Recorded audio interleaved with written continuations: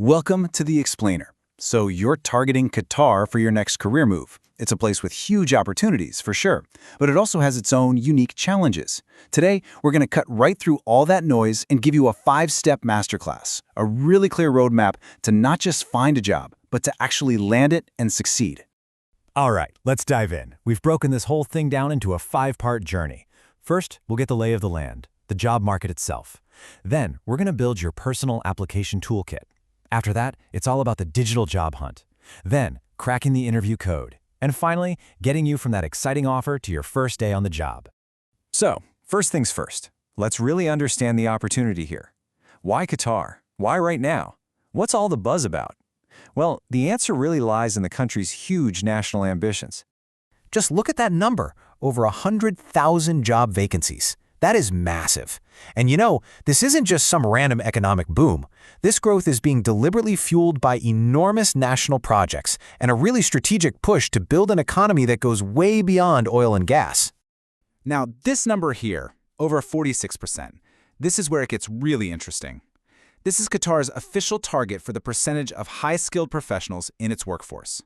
It tells you everything you need to know. They're not just looking for labor, they are actively recruiting long-term talent, people they see as partners in building the country's future.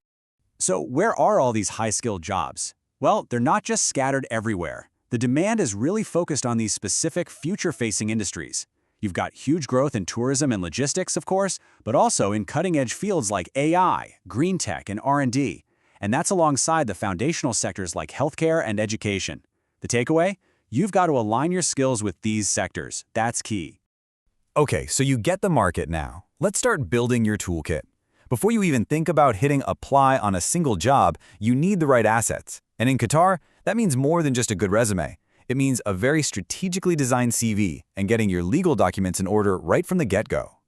Your CV, this is where a lot of people trip up. You see, you're actually writing for 2 different audiences at the same time.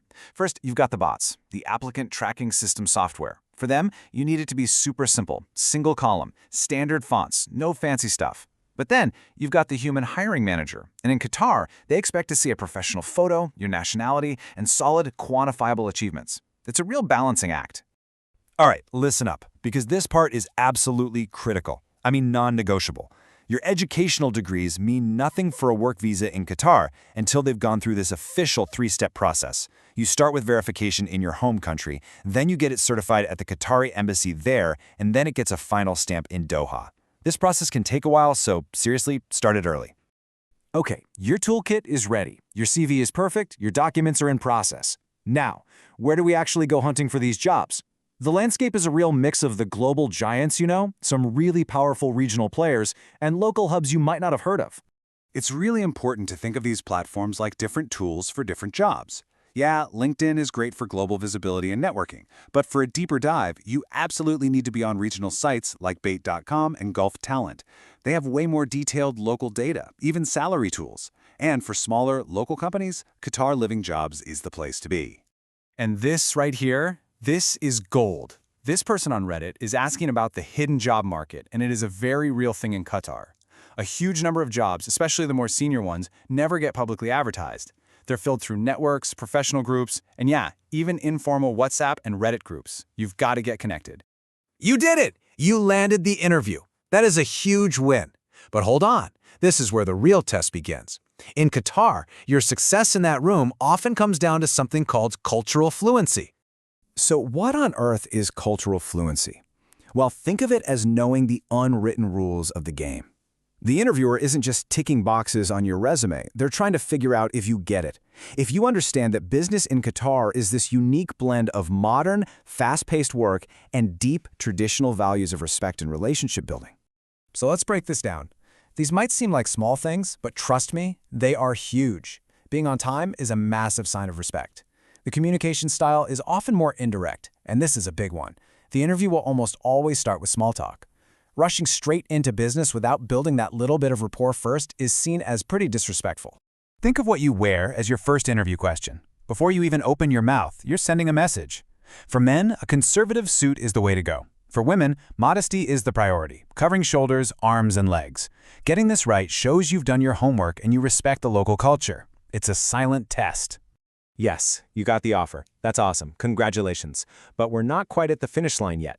Now we have to walk through the final and very crucial steps, getting your residency sorted and really understanding your pay package. So, getting your Qatar ID, or QID, is a formal process. But don't worry, your employer manages it. It starts with your entry visa to get into the country. Then, once you're there, you have a medical exam, and you'll provide your biometric data. After all those checks clear, you're officially issued your QID, which is basically your key to everything as a resident. Okay, this is probably one of the most important takeaways in this entire guide. Whatever you do, do not focus only on the base salary. It's a rookie mistake. In Qatar, you negotiate a total package. Things like your housing allowance, school fees for your kids, annual flights home, these make up a huge portion of your actual compensation. You have to look at the whole pie. So when you put it all together, you can see that finding a job in Qatar isn't just about sending out resumes. It's a strategic project. By mastering everything from how you build your CV to the cultural cues in an interview, you're not just getting a job. You're securing a foundational role in one of the world's most dynamic economies. The only question left is, how will you align your own goals with Qatar's incredible vision for the future?